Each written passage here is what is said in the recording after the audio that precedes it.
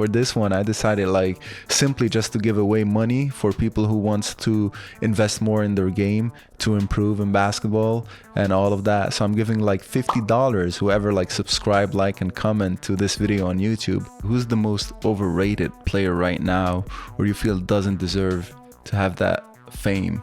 Draymond Green, the extra things that he does physically to players. Like what? You said like physical stuff. Like what? I literally saw a compilation of him last night on TikTok. This one guy stomped his stomach and then was about to run down the court like he didn't do anything. He completely swung on somebody from another team and punched him in the face. Millions we're talking about, like average players that make millions, right? Millions to max contract is like 210,000 or something like that. It's gonna take a lot more than what's going on. I do hate the fact that the money situation, the balance is so different. If you compare the WNBA to the NBA, the WNBA is still a baby. Women, they're not even dunking, like all this other extra stuff that's just like, all right, I mean, anatomy is set up a certain way, but cool. Yeah, you just gotta tune them out. Honestly, it's really nothing else to do, and it's just like, it's literally exactly your point. We do the exact same thing. The men do the exact same things we do. In my opinion, they just play way less defense. Who's the best NBA player? Kobe. Who's the best WNBA player? Trash talk. How do you deal with it? I don't care. Did you learn that, or you just like, that's part of your character? I'm not tripping. You're mad. I'm not mad. The salaries is better in Turkey compared to playing with Vegas? Absolutely. That's strange. I think ultimately they just care more about women's basketball over there too. In Turkey, you can stand in the lane as long as you want on defense. In States, there's a 3-second rule that you got to get out for defense, and I hate it. I hate it so much. Why? It's dumb. And not just because I'm 6'4".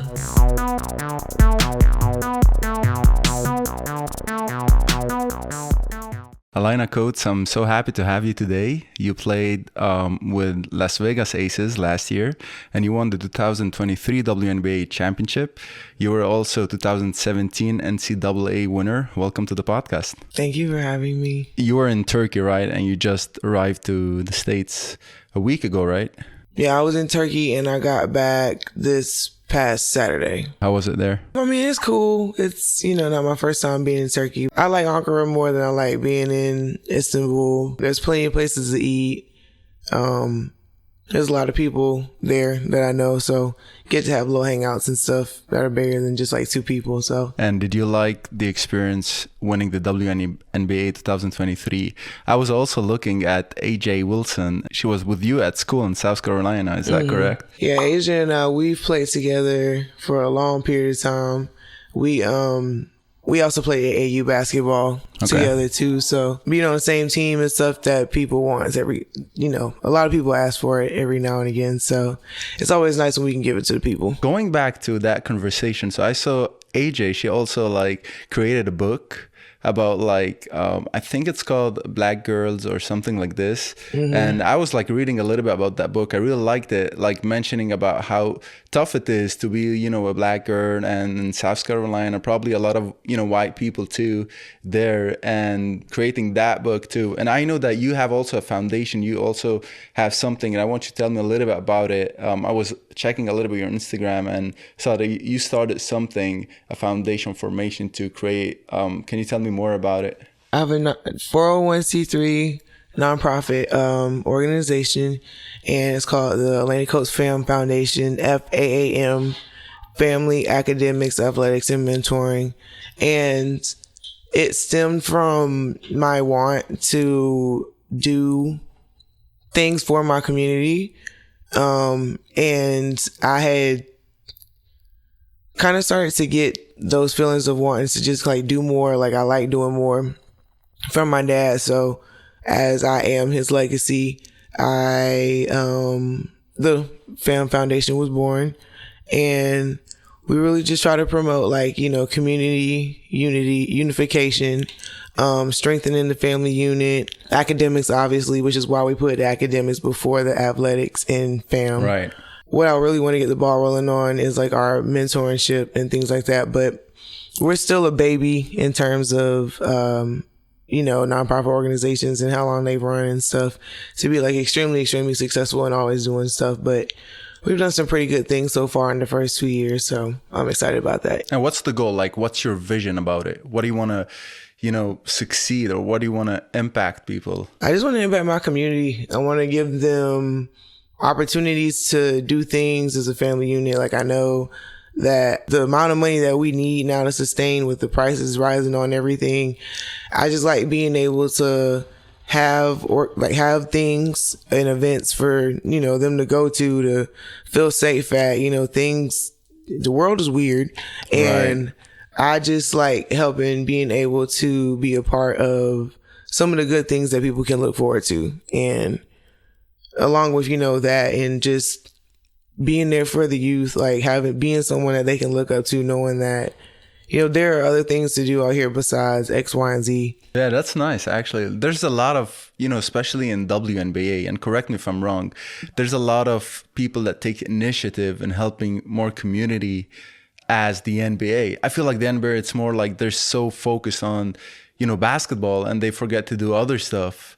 How do you feel about it? Like, comparison and initiative between like WNBA and NBA? Honestly, I can't speak too much on the NBA because I don't really, I watch the games and stuff, and I know that they do those kind of things, but me personally, I don't, if it's not stuff that like we have going on, then I probably don't know too much about it until like after the fact. Like, I feel like even if it's not as much, still being able, like, still doing something is still good. Like, even if you're someone who can just give a canned good at a canned food drive, like, right. That's still something. Like, and it didn't even take too much of your time. It didn't take that much energy. So, I kind of feel like as long as I feel like everybody should be doing something, but I feel like as long as there are people in this world who do have the means to do some good things, do that, and can do some great things with that, then I feel like that's all that matters. All right. Yeah, that's absolutely correct. I don't know if you saw that recently, there was a challenge between a WNBA player and an NBA player. I think it was a tweet, mm-hmm. and they did a challenge where they have to, like, score 3 points. I don't know if you watched that, but I really like how WNBA and the NBA, like, sometimes they mix and they do something together. Mm-hmm. I feel that's also like a great thing. Mentioning that NBA is super busy and WNBA is a little bit like lower key profile compared to NBA. Like, people watch a lot of NBA, so that's great. They did that. I think it was I can't remember who, Steph Curry, I think he did it. So, and went viral on Instagram and on social media. So that's great, like, just seeing, things happening. What have you learned from your last year with the WNBA? Like, you won the championship. What's the first lesson that you learned from that? I just learned that playing your role is extremely important on your team, no matter like what your role is, whether you have more responsibilities than others, if you don't have any responsibilities at all. Obviously, I came in later in the game, and pretty much the most that they told me was to just run the floor, rebound, and if you got a good shot, take it. Anything else besides that, I knew if I'm on the court, I need to make sure that when we, know my personnel, see who we need to, see what can you do to get that person open. And it kind of just taught me to, I don't know, I just really be on point and understand that whenever you do hop into a system that's been running really well by itself, you need to be on your P's and Q's. Like, Vegas was a top team in the league. They have their system. You got to be focused on making sure that you pay attention, honestly. Because, it's one thing to, like, come into a training camp and they get to go slow and teach you this, that, and the fourth, and you get to take more time to just stop and do whatever. We're already in the middle of the season. We got this, that, and the fourth that we do for practice. These are our setups, all this other stuff. You got to learn that stuff and learn it quick, because obviously you might not be doing too much, but at the same time, you still need to know it whenever your name is called. A lot of little mini lessons, but they were all good. And what's the worst thing you've experienced in the final? Like, what's now we talked about the best thing. What's the worst thing someone told you or your experience in the final or during that season or that short amount of time you were with the Vegas? I feel like the worst thing was when we would lose games that I felt like we had no business losing. When you're at the top, or even just if you're like in the middle, every win and every loss counts. And obviously you want to have as many wins as possible. So in the event that you do kind of have a little slip up, then you get more cushion because they mess up less amounts of losses that you have. On the flip side, it's like you don't want to be in a situation where you're like tied with like 5 people for the same position and all that stuff, and then it's just rough, and you got to figure out how to get up out of that. So it's a lot. Right. Yeah, like losing one game can during the season can mess up a lot your mentality and the way you play and all of that. Yeah, I can like sometimes when I do my podcast and I feel like I'm down a little bit, it affects the whole rhythm of the flow. Like winning is important, is a must. And what about like the coaches? How do you usually communicate? What's the best thing you can give advice for anyone like listening and want to make it like pro? What's the best thing to do with a coach? Don't be scared and go talk to them. I feel like there's so many people that even if it's not just frustrations, like they just want to be able to figure things out or get in their head or pick their brain or do whatever. And it's probably not even as hard of a process as they think, but they're just like, oh, it's coach. They see the authority figure and not a human being that you can also talk to. And it's just like so my piece of advice would be just go talk to them. Like if you're on the team, that means they've chosen for you to be on that team. I'm pretty sure they wouldn't spend the entire season just like ignoring you. It wouldn't really make any sense.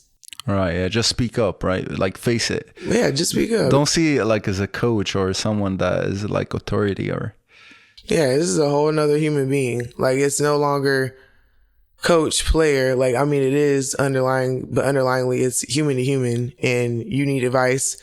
This is someone who you respect, and you, I mean, in a sense want to be in their good graces. So if it's something that you can do, then you need to ask questions, because it'd be another thing if you're, something bad happens or something negative happens, or like you getting traded or you get kicked off or whatever, and you could be in a different situation if you just opened your mouth. All right. Yeah. Just face that. That's a good piece of advice. Just face the situation. Don't hide behind or anything like that. What about like, especially in the WNBA, because I know like NBA, if you compare NBA to WNBA, it's like completely like different like salaries, right? Like different pressure. If you feel like how like in NBA's, I was checking with my friend last day, we were just seeing like the average pay is ridiculous compared to WNBA, right? So like millions, we're talking about like average players that make millions, right? How do you feel like about not getting that much as a WNBA player? Does it affect you? You feel like there's no pressure when you're playing? I don't feel like, I mean, at the end of the day, I have a job, and me personally, I'll never complain about being able to make money because a lot of people aren't in my position. Now, I do hate the fact that, the money situation, the balance is so different. But what people also fail to realize is if you compare the WNBA to the NBA, the WNBA is still a baby. Like the NBA has been around for over 75 plus years.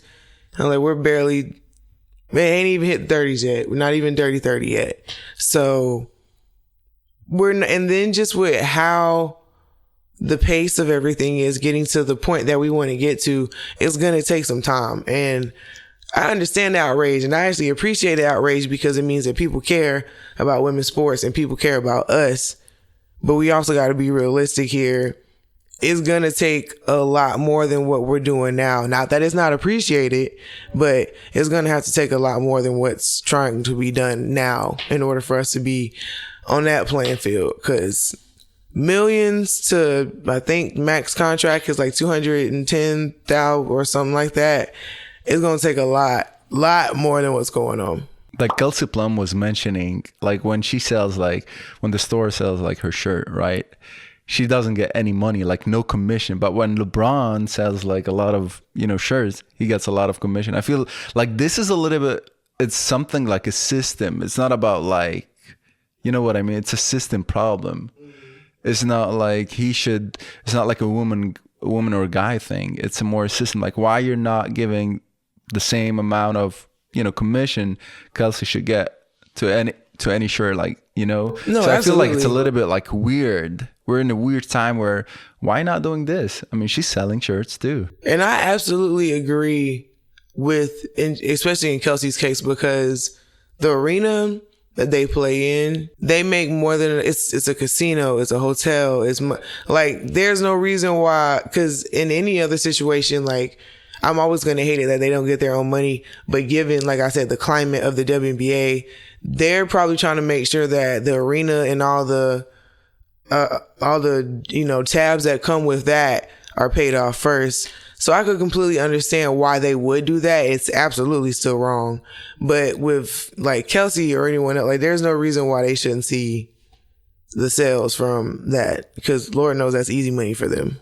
Yeah, I mean, you make easy. That's it. It's like easy money.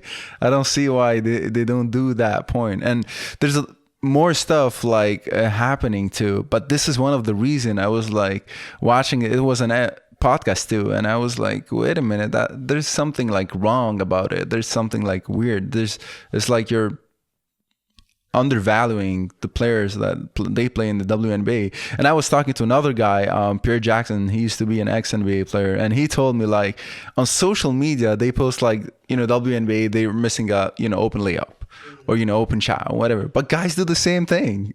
It's just no coverage. What do you think about that? I'm gonna say like everybody wants to get on women when we do stuff sometimes, I think, just because we're women and they want women to be in this box of can't play sports and do whatever. And it just be the loudest ones that probably wouldn't even get picked to even stand in the lineup for pickup basketball at recess. Like no one would even want to pick you last. Like you would just be there and you'd have to walk off. All It's right. always like the ones that would suck that bad. But I mean, at the end of the day, it's kind of just one of those things that it's just like that people are going to pick and choose what they're going to find entertaining and what's like annoying to watch or whatever. So, the diehard NBA fans that are just like anything that's not NBA, of course they're going to be like, women, they're not even dunking, like all this other extra stuff that's just like, all right. I mean, anatomy is set up a certain way, but cool. Yeah, you just gotta tune them out, honestly. It's really nothing else to do, and it's just like, it's literally exactly your point. We do the exact same thing. The men do the exact same things we do. In my opinion, they just play way less defense. So it's just like, you're just choosing to be difficult right now, and that's fine. You got it. All right.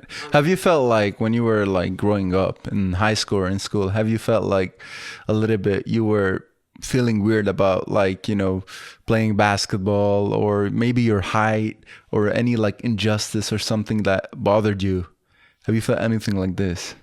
No, I really didn't feel nothing in that regard, especially not when it came to my height, because my brother, he's like only 2 to 3 years older than me for real, depending on like how it lines up.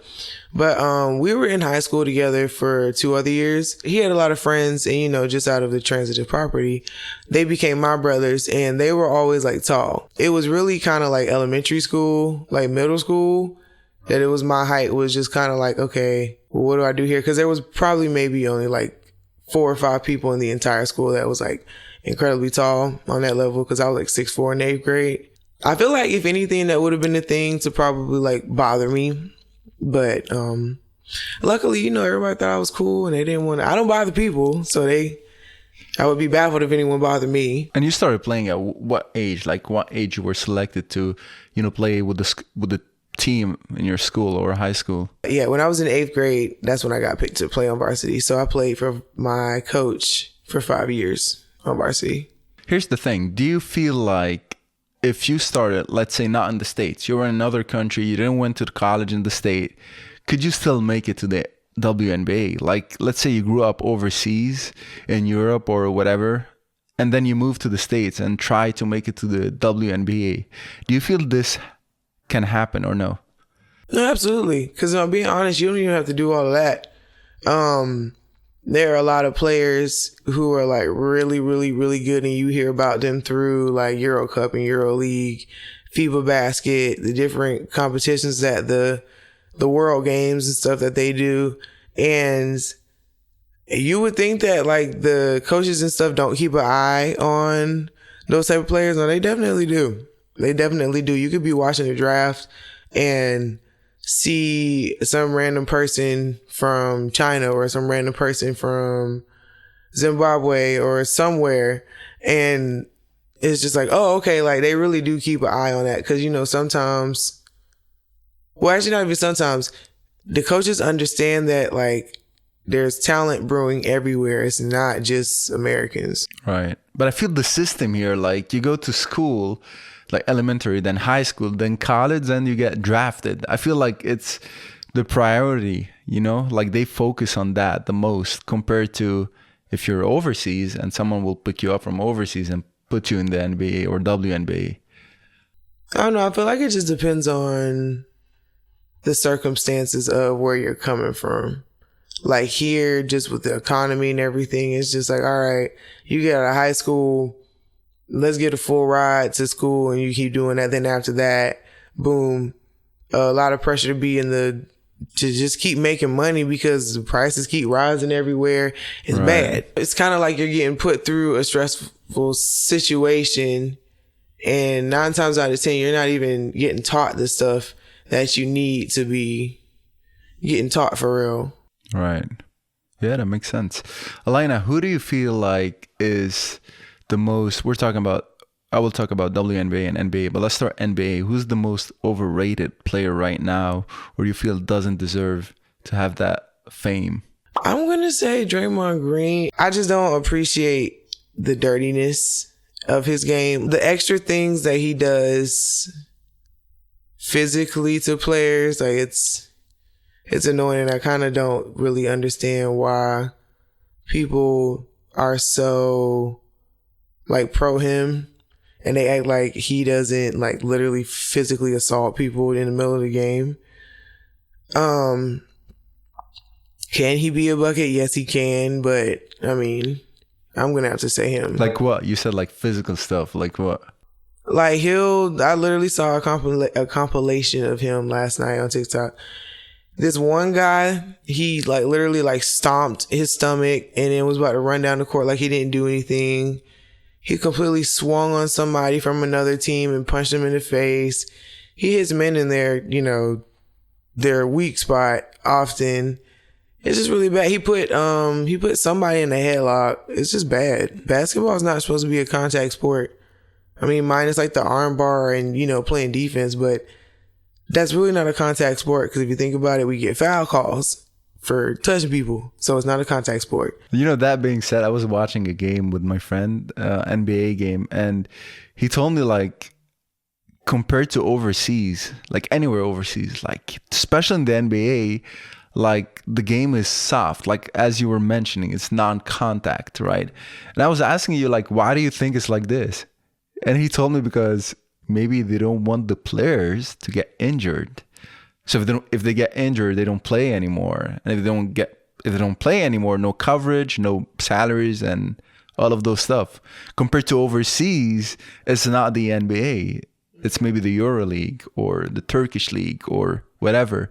So they can be a little bit aggressive. I don't know if you agree with that or you feel like it's the same thing all over the world. I don't know. That's a hard one. I ain't even gonna lie. Yeah. That's a. I mean, you playing here and you playing like, let's say, in Turkey. Do you feel like it's the same thing? It's just like you can get away with certain stuff in Turkey that you cannot get away with in the States, and vice versa. And then also, one of the only things I really like that's different is in Turkey you can stand in the lane as long as you want on defense. In the States, there's a 3-second rule that you got to get out for defense, and I hate it. I hate it so much. Why? It's dumb. Like we cannot run a proper zone if I can't be in the lane for more than 3 seconds. I got 2 seconds, then I got to step out. Then I got to get back in, play defense, but I got to step out again. And if I get a 3-second call, the other team gets to shoot a free throw. Like, what sense does that make? That's dumb. All right. Yeah. Like let's say like you mentioned, like in Turkey or the state, right? And that's like ridiculous. We're playing the same game, but I feel it's a little bit, there's something behind it, like why they do those rules, especially here in the States. If you think about it, like sports in general, they try to a little bit change stuff here. I don't know why. I feel in America, they like to change a lot of small rules compared to all over the world. Like even if you take another sports like soccer, like the way they play soccer here, the rules and the, like everything, it's pretty much the same like in Europe. But they change some small stuff. And I'm wondering, like, why are they doing this? Like, why are they doing, like, small tricks and changes and details? I still don't have an answer for that. So I was, like, maybe ask and, you know, you can give me more insight about it. Like, why they start doing those kind of stuff. I don't even know. You're like, I don't know. No comment, right? I have no idea. So when you won the WNBA last year, and I saw on Instagram you posted something about your dad. I think you had like a good connection or good, you know, history with your dad. He helped you a lot during your career and everything. Can you tell a little bit what it meant for you to celebrate that event, like winning the cup, and, you know, to refer it to your dad? Ever since he passed away, I've been kind of waiting to like have my big moment to dedicate to him for real. And I felt like that was definitely the moment that I was just like, you know what, this is what we've been waiting for. Cause the number I wear in the W, that's the number that he wore when he played football. And I wear that in honor of him. So I felt like that just wasn't enough. So I just kind of been waiting on my little like moments of, you know, things happening. And that was definitely one of the biggest ones. And I was just like, I gotta dedicate this one to my pops. And hopefully I get another one so I can do something else dedicated to him too. Nice. So he helped you a lot during your early career, or you feel like he was a supporter in your game in general, or like personally he wanted to help you like as a person? All of the above. My dad was basically like my second coach, but like my silent coach. Cause you know, I'm not the type to just keep looking in the stands 24/7 when I'm playing in the game. Like I know he's there, he's gonna have stuff to say, but like there's a time and a place for all that. As soon as I said that I wanted to play basketball when I was younger, he was the one that started like off rip. Like he was like, "What do you want to play AAU? We doing trainers? Like what we doing?" So he definitely had a big like presence in my development playing basketball. And he used to play football, you said, or he used to be a coach? He used to play football. Professionally? No, it was this is high school. High school, okay. So you were in a family where sports is something common. It's not like out of nowhere. Mm-hmm. Yeah, my mom, she counts it as a sport, but the rest of us don't. She was a cheerleader. My brother, he did football and basketball, but football was his thing. My dad was football and track guy, and he knew how to play basketball too, obviously. And I was ultimately basketball. I dabbled in volleyball and soccer and recreational track. And just track, period. But yeah. Yeah, nice. And how do you, like, I was wondering, because you said that when you played with Vegas, right, you lost a couple of games. And that was one of the, like, worst moments. Like, why are we losing those silly games? And how do you feel like you start talking to yourself when you start losing? Like, is there, like, a self-talk? And mentally, how do you feel like when there's something like, especially on a higher level, which is the WNBA, something not going on, which is bad, and how do you deal with it?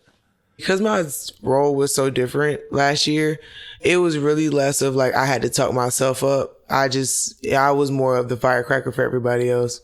So, you know, me, I'm riled up to the point where like, you know, I'm cheering, I'm doing this and I'm that. Like, I'm trying to let you know what you need to do so that you can be on my level type of time. I got to wait for coach to tell me to go in. So I got this energy or whatever. So it's like, okay, cool. I got to pass my energy off to my teammate if I can't be the one to do it. So it's not that hard to get myself riled up so that I can get everybody else riled up. So you said like cheering a lot of, you know, players and your teammates and all of that. But what about if you're losing? Like, how do you respond to it? I mean, same thing. I mean, it sucks, but there's no game that's unwinnable. Like, I feel like a team that's down by 40 could still come back if there's plenty of time. All you got to do is make sure that you find the scheme that works for you and just actually do it. And everyone who's on the court is on the same page. Right. Yeah, that makes sense. That's a good way to put it. So after winning the WNBA, you decided to go overseas, right? You got a contract and you've been like back and forth in between the States and Turkey. How does it feel like winning a championship and going to play overseas and staying a whole season there, like away from your family, away from your people, and with a new place, new language? Since this wasn't my first year in Turkey, it wasn't too bad. And I also have gone, like, I played for this team before. It was the only team that I played a full, like, season. Which team? Nesibe Aydın. Okay. And so yeah, there was some familiarity there. I had no issue with winning the championship and then coming straight overseas because I like to play basketball and I like to make money. And I knew the sooner that I got over there, the sooner I could start making money. But on the flip side of things, I didn't realize how much of not in game shape I was. Because granted, yes, Vegas would put me on the floor and all that good stuff, but it wasn't like I was playing 20 plus minutes every single game. So that didn't help me any when it came to going overseas. And the first couple of games weren't like the best. Like, I just kind of had to gradually get back into like game shape and all that stuff. But I mean, it all worked out. My team's not doing too bad, and I mean, I'm doing my part to help. I can get up and down the floor, so I'm not bothered. So when I talk about salaries, I don't want to know the numbers, but you're saying when you played with Vegas, right?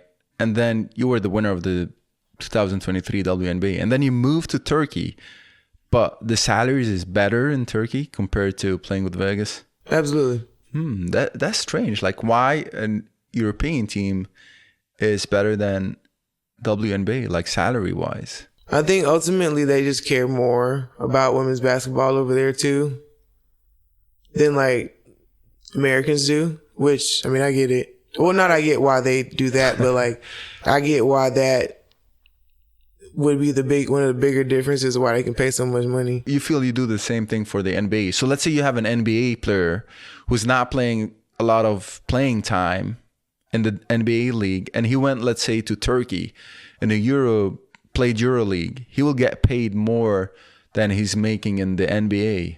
I mean, I just know that men always get paid like way more than we do, even out here. So in that regard, I don't know what to tell you. Right, because like in women's doesn't make sense, like playing in the WNBA and going in Turkey. Is it only in Turkey or other leagues too? Do you feel like it's only like a Turkish situation, or if you go all over Europe, it's better than, in some cases in WNBA? Oh yeah, absolutely. Anyway. Right. And in Turkey, what's your route? Like, how are you performing there? Plus, what's your goal to achieve? So when I first got there, it wasn't the best because I was trying to figure out how to find my rhythm and also learn all the plays. Now, ever since we've hit the second half of the season, it's been good. I'm back to getting double figures consistently. I think I'm averaging at least like 10 rebounds a game. I think I average around like 3 assists a game too, which is not bad at all. I'm doing what I'm supposed to while I'm over there, so that's what matters. How's the food there? You like it? I mean, it's cool. I would just be ready to eat some of the stuff that I'm used to eating over here when I feel like I've been over there too long. Yeah. I mean, when I travel also overseas, I do travel a lot overseas too. So I try to adapt to the food and all of that. But the culture, like everything is different. Like every place has a different culture and like friends and all of that. And I feel it's pretty interesting, like going overseas and playing and coming back. Do you feel like you're going to come back and play in the WNBA soon? That's the plan. Just got to figure out what teams would be a good fit for me and where's the interest at. But yeah, that's what I want to do. And hopefully staying here, right? Mm-hmm. Yeah, that's a good one. I mean, I don't know if I wanted to leave the States with far from my friends and family. That would be hard to do. But how often do you come back to the States? Like you come like a lot or? No, you only really get 2 breaks. If the first one was in November. Yeah, the first one was in November. I think it was about maybe 6-7 days break. And then, yeah, this is the second time. So it's this. And then after that, the season's over the season just starts to end for people. Nice, interesting. Alaina, I like to do like a 5 questions, and you have 5 seconds to respond to those 5 questions in 1 word. Okay. So the first one is, who's the best NBA player? Kobe. Who's the best WNBA player? Crap. 2 more seconds. I'm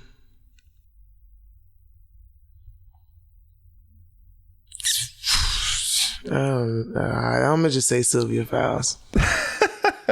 I thought that will be like an easy like Kelsey or AJ or something. You thought about it a lot. No, I like to think about the big picture, not just scoring numbers. So, yeah, you got to really put some thought into it. In my opinion, I'm gonna say 5 seconds ain't long enough. Right. Worst NBA player. Worst NBA, Draymond. Worst WNBA player. I wouldn't say there's like a worst WNBA player. Most overrated WNBA player. I don't know. I feel like it's hard to call someone overrated because it's like, in my opinion, and from how I look at perspective of things, people who get called overrated and underrated, like they bring specific things to the table, and it kind of just depends on just how much those things mean to the table. Alaina, I went to watch an NBA game, right? And I watched I think about Wizards playing, and I was sitting next to a coach, and a lot of people won't like what I'm saying right now, but that was the truth. I mean, I was sitting next to a coach, and the coach is telling me like how these players with Wizards, they're playing that much. Like the playing time is so high for some player that they don't deserve even to play in the league. And I was like, yeah, I mean, you're right. If you take another place, they play maybe in Europe or in overseas, and they're doing great. But why they're not in the NBA? I mean, why they're not playing that much here? And those people like missing shots and free shots and all of that. And I asked him, and he said like, this is sports. It's very situational. It's very like subjective. So I'm like, yeah, but going back to your question, like this is what I mean by overrated or the worst players. Like you cannot, show up and be in the NBA and consistently not showing up. I feel this is not fair for other players. I understand that. Like from a fan point of view, it's not fair. From a guy who's just watching the game, not even a coach or a player. I understand some teams are up, some teams are down during the year. There's a lot of stuff happening, but I feel like it's not fair for some players. Like, why are you playing? I mean, yeah. I mean, things happen, and it's I don't know why it's like that sometimes, but just got to deal with it. Unfortunately, it's a business. Right, it is a business. It is a business. I feel like sports in general, especially in the States, like all over the world, it's a business. Like whatever you want to sell, maybe it's more like an ad or something. Like shoes sometimes is a business, just like watching the NBA and seeing all of those stuff happening outside of the game is more as a business. Do you feel like sometimes when you're playing, you feel like injustice during the game? Or you feel like I have to play more? Or the coach is not giving me enough time? And how do you respond to it? If I ever feel like my coach isn't giving me enough time, that's a conversation that I have with them. Because if I'm in a situation where I know that I have more responsibilities that need to be fulfilled, and then I'm going to know that, and I'm just going to be like, look, if you want X, Y, and Z from me, I need more time. Like what you're giving me right now, it's cool, appreciate it, but I'm going to definitely need a little bit more if you want a little bit more of a change on that scoreboard. And in terms of having to do too much, that's also a conversation that I would have, because I feel like I'm going to do what's within my limits. Mm-hmm. And then some. Like when they say give 110%, like, cool, I'm going to give you that plus some. But that doesn't mean that I need to be giving all of that and then everyone else is giving like 5%. That's a problem. So that's a whole nother thing within itself. But I mean, if it's in terms of like wanting to do more because it's just like I'm hyped, or it's a real close game and you're really just like in Superman mode and you're just trying to do whatever you can so this game can be over and y'all leave with the dub, then. But before having the conversation with your coach, you feel like you want to try to show him in practice, or you do some extra work to actually like own it, you know, own the process, or you just like, you feel like you're not playing enough, you just talk to him. Is there like a second of thoughts that, all right, maybe I have to reflect and work on my stuff more? Absolutely. And I feel like if you can acknowledge the fact that you yourself need to work on stuff, you're going to put yourself like miles ahead of other people, because a lot of people get defensive when people tell them like, hey, you should probably work on X, Y, and Z. Even if like the delivery was weird, they're still being honest with you, like suck it up and understand like the message. Like they're, in the grand scheme of things, they're trying to help. If they came at you crazy, that's a whole nother story. But in the grand scheme of things, they're trying to help because there's so many people who can watch your game and just let you go on with life. And that small little thing is what's holding you back for real. And what about trash talk? Like you were mentioning, if you're not playing a lot and people start talking, how do you deal with it? Oh, I don't care. If you're not on the court with me, if you're not physically getting on the court with me to where you can like come literally say it to my face and it's You okay. don't care. I do not care. Did you learn that, or you just like, that's part of your character? It's just part of my character. Because even when I was younger, I'm just like, I don't have too much to say to y'all. I'm just going to show you that you can't beat me, and I'm going to run the score up, and then I'm going to just let that be that. Because at the end of the day, what are you going to say to me, especially if we hand you an L, and I'm a big reason why you got handed that L? Like, I'm not tripping. You're mad. I'm not mad. Y'all are mad. That's just how it's got to be. But that's a great character to have. It's hard. I mean, it's hard because like I've seen a lot of people like getting bullied on Instagram or TikTok about like missing a shot or something or not playing well.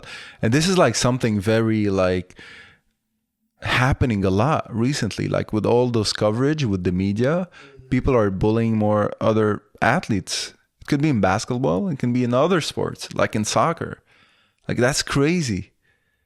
And I don't know, like from a professional point of view, like how the athlete respond. Do you know like someone that dealt with that and being down mentally and not able to, you know, overcome it? A good example of that was there was a conditioning test that we had to do at USC when my freshman and sophomore year. And I remember my sophomore year, one of my freshmen, it was this one thing during the conditioning test that she just couldn't like do for real. And mentally she wasn't tough enough to like just, you know, get herself through it, and it took like a whole lot of time because she wasn't gonna be able to practice with us until she also like finished this thing. So I mean, that would be my example of like seeing somebody who, you know, couldn't get through it. But ultimately, you got to be mentally tough, especially if like at the end of the day, you know what you can do as a player. You know, if you know you're not trash, you know you're not trash. Like, but you got to be mentally tough through all that stuff. Like if they're setting like really hard screens and it's hard for you to get around, you're going to have to mentally get through that. Because your team needs you. You're messing up the ball handling, you low-key butterfingers. You're going to have to mentally toughen that up and suck it up because we need you to do other stuff. You can't take yourself out of the game. You're literally needed. That's interesting and hard to do. You learned that? Did someone taught you that? Or how do you deal with like mental toughness? How do you work on it? I mean, you said like trash, like you don't care, but mental toughness is something else. Not caring and mental toughness is two different things. I feel like it was just a mixture of how I was raised, and Coach Daly and my high school coach, Faye Norris. Coach Norris would say, stop putting your, like, wearing your butt on your shoulder, basically, like get your emotions off your shoulder. Like, dude, we got work to do. And Coach Daly always talked about being mentally tough because there's a whole bunch of situations, especially on that basketball court, where you're going to be mentally tough. You in double OT, you got 3 seconds left. And some way, somehow, you got to figure out how to bring the ball up the court and get you a 2, because a 3 would be nice, but a 2 is still going to get you a game. They definitely helped prepare me to the point where I could be like more mellow with how I go about my decision making with those things. So yeah. They also help me understand that life happens, and life also happens on the court. So right. I feel like this is something also you have to listen to the right people. I feel like when there's trash talk or someone really want to help you or not help you, you have to listen to the right people, like your coach, your teammates, your mentor or something. Not like listening to the fans and the people and some friends that they don't watch basketball, they don't know what's happening behind the scenes. I feel like there's a lot of judgment right now, like from all kind of sports and like leagues, like NBA or WNBA. Like a lot of people, like they want to talk like bad stuff about other people, right? Like I was like talking with a friend about like debating who's the GOAT. Like, is it Kobe? Is it LeBron? And I was like, and he's like a LeBron guy, and he's like, yeah, Kobe didn't do that. I'm like, yeah, but relax. Like Kobe did a lot of stuff and LeBron did a lot of stuff. But if you know basketball, and you know that both of them, they did something different, and just watch the best players like succeed. Don't be like a guy who's just with this guy or against this guy. I feel like being open-minded is important. And who do you feel like is the best player in the NBA or of all time? Who do you support the most and why? I don't watch professional sports like that. Like I don't watch the WNBA. I don't watch the NBA like that. Like for the most part, when I'm overseas, I just watch games from people that are playing it. But that's pretty much about it. But because he is my favorite, I'm gonna say it to the house down. I'm gonna say Kobe. Hardworking man. I mean, shoot, he tore his Achilles and still shot his free throws and did what he needed to do. I think of stuff like that, not just points and stuff when I think of like greatest. So he'll always be my answer for sure.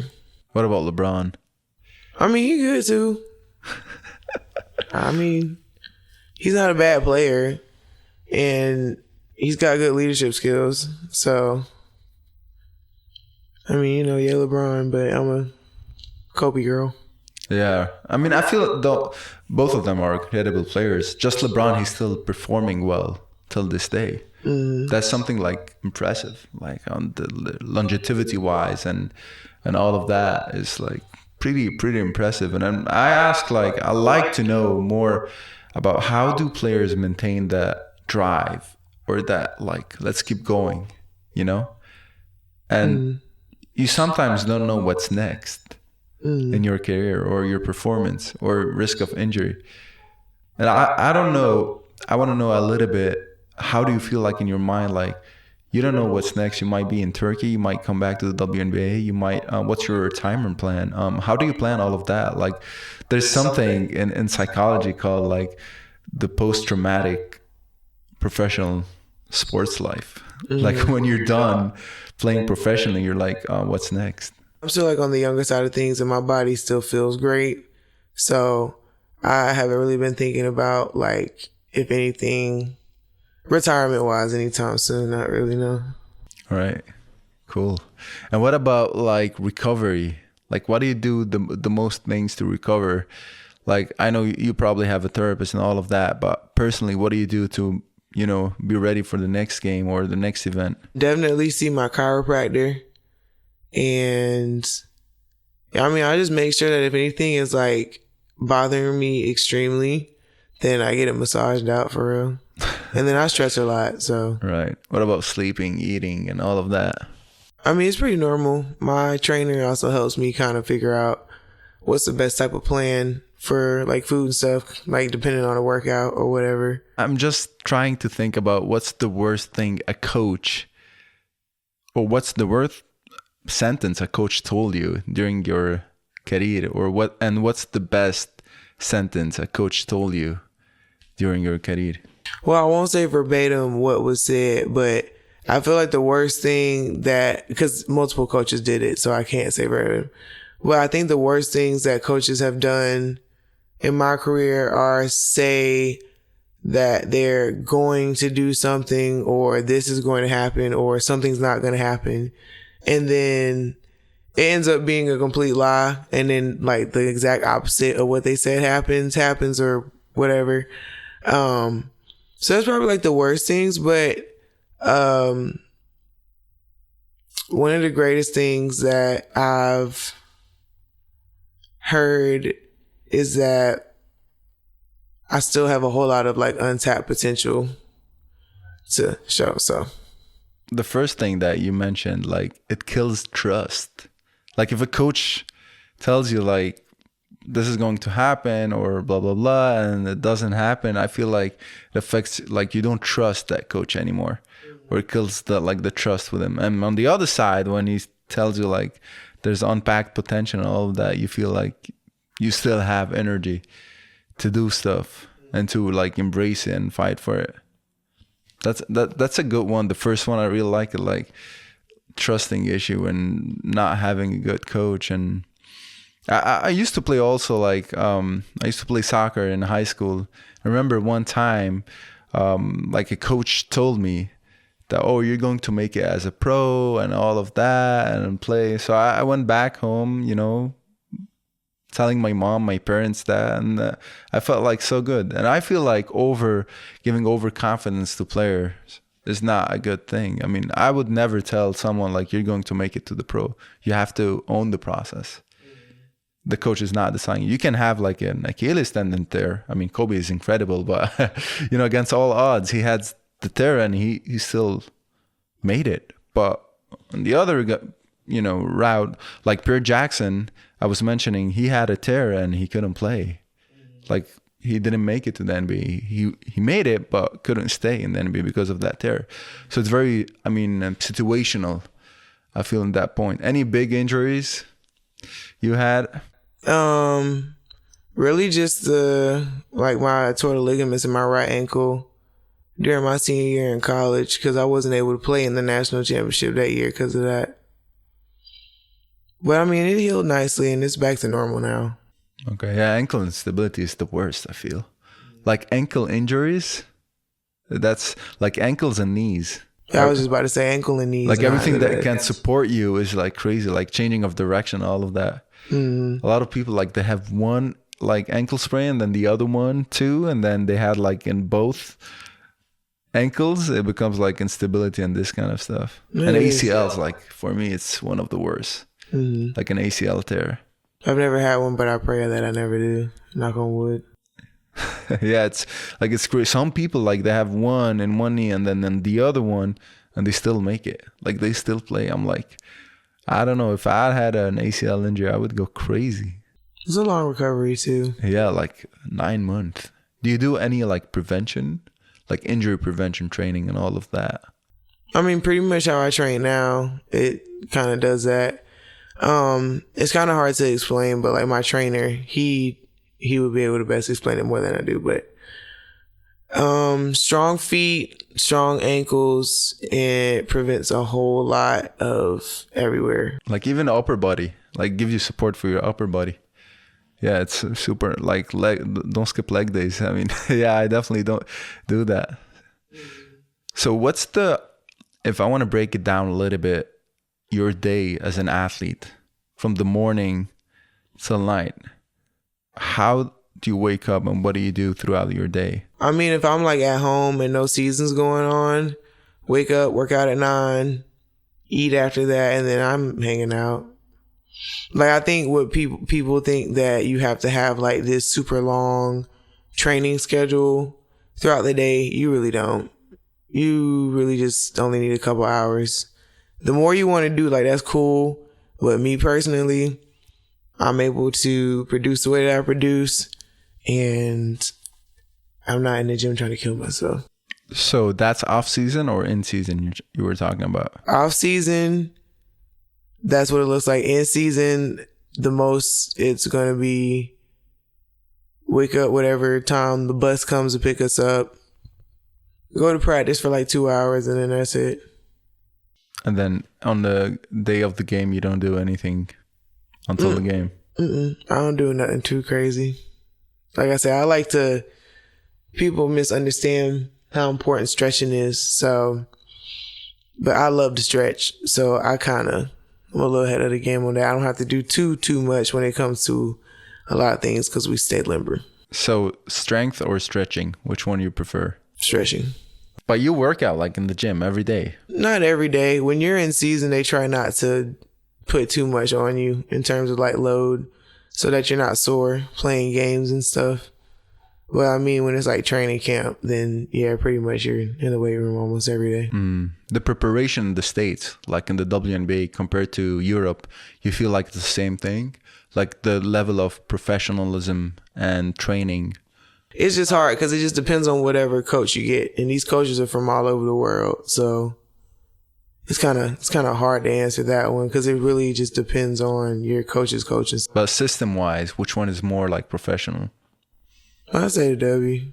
But that's crazy. Like you were saying, like overseas, you can make like a better contract than the WNBA league. I mean, I feel this is like sad maybe a little bit to the league here. They got more money over there, so. Right, to the women league only specifically. Going back also to high school, and how did you start? Because I know you were also in high school and in college, you were playing with Asia. Yeah, Asia, sorry. And how did you like start playing together? And then what was the difference? Like where players start doing a big jump and being different, like technically or physically? You typically see that jump from middle school to high school. But Asia and I, we started playing together really just because of AAU. My dad, I guess our dads both knew who the head coach was or had a good relationship with him already.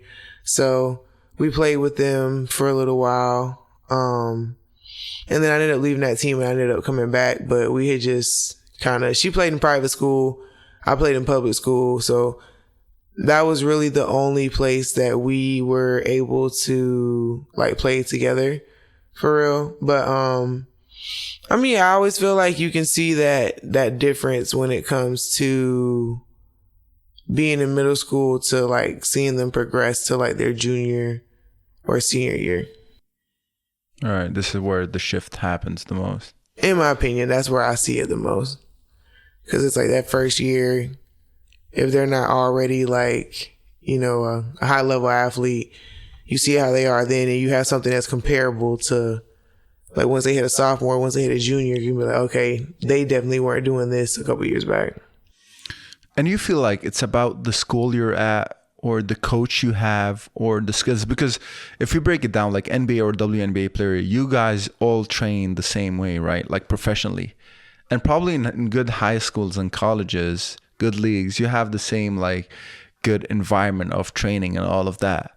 But what makes a difference between one player and the other? Is it like pure talent, genetics, maybe like environment? They started earlier. What's the main difference that you can feel between one player and the other? I think it's really just like how they approach training. Some people come in and it's just like, we got practice, and other people are like, all right, this is designated time with other people that I can use to get better. So it's kind of just like really like either of those two. Right. So it's not about the environment. You don't feel it's about the environment and the culture you're in or your parents maybe. I mean, I feel like if you're in an environment where you thrive, then obviously you will end up on the better side of things. But I still feel like it's more mindset than anything, because you could be in a terrible environment and not have the support of your parents and stuff, but still be the hungriest and want to go out there and do more than, the golden child of the team. Yeah, that's a good point. I'm telling you that because I was watching with that coach too. We were watching the Wizards game, and I asked him the same question. I was like, what is the difference between those players? Like, why one guy is better than the other? And he told me like could be the environment, culture, like parents, like how, like your dad was into sports. If your dad is like no idea about what sports, maybe the approach would be different. Maybe the way he taught you things or raised you would be much different. How do you feel about that? I don't know. I mean, I don't really try to think too much of like what things could have been. Right. But I do know that they were what they were, and I wouldn't change nothing. I wouldn't change anything. Yeah, especially the route in which we did my training and stuff. I wouldn't change anything. Because I really couldn't imagine like doing anything else. So you feel like basketball was you were designated to play basketball. Mm-hmm. And not just because I'm 6'4". Like I actually like playing. Right. So you feel like pressure about that topic? Like, oh, all right, you're 6'4", or like, let's put her into basketball, or let's try basketball. I never felt pressure because my parents already knew at some point I was going to do some type of sport. But they also knew that if they pressured me too much, I probably was going to shy away from it. And they just gave me just the right amount of like criticism along with like support, and helped me realize too that like I actually love playing basketball. It can pay my bills. It can create other opportunities for me. And all I'm doing is just going to work every day and getting exercise. So gonna milk that cow till it's dry. Right. Yeah, I love the approach. Also, I love like the thing you're doing on the side, like helping your community in South Carolina. That's great. I mean, that's a great initiative, and helping people like rise more. And how do you thought about like, did you started thinking about let me help the community and all of that? Because I'm going to do something similar, and I'm doing actually something similar. I will tell you about it in a minute, but I want to know like what drives you to do it, like why you want to help that much. I watched my dad help out a lot of people when I was younger, and as I got older, when there were opportunities for me to be able to do stuff for other people, I would just jump at the chance, because I was blessed to have a lot, and I was taught that in a certain extent, like if I got the means, then I'm gonna try and help create a means for somebody else. And right now I felt like legally that was the best thing that I could have did, and now I have my organization and I can definitely get some things done. Right. Like I feel the same thing. I want to help the community to grow. Like I started this podcast, and I'm doing a lot of giveaways and helping like young athletes. They listen to me and they listen to the podcast and want to grow.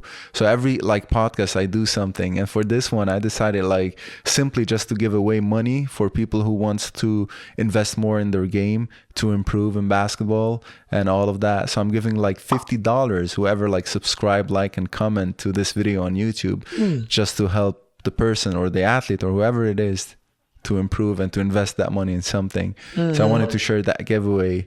And I was actually very inspired about your story and the foundation that you started. So it's great to hear. Thank you. All right. It was nice talking to you. I mean, I can talk to you for hours, but I know you're busy and all of that. So great talking to you. Great stories too. So I loved it. Thank you. And then again, thank you for having me. Yeah, absolutely. And reaching out. My pleasure.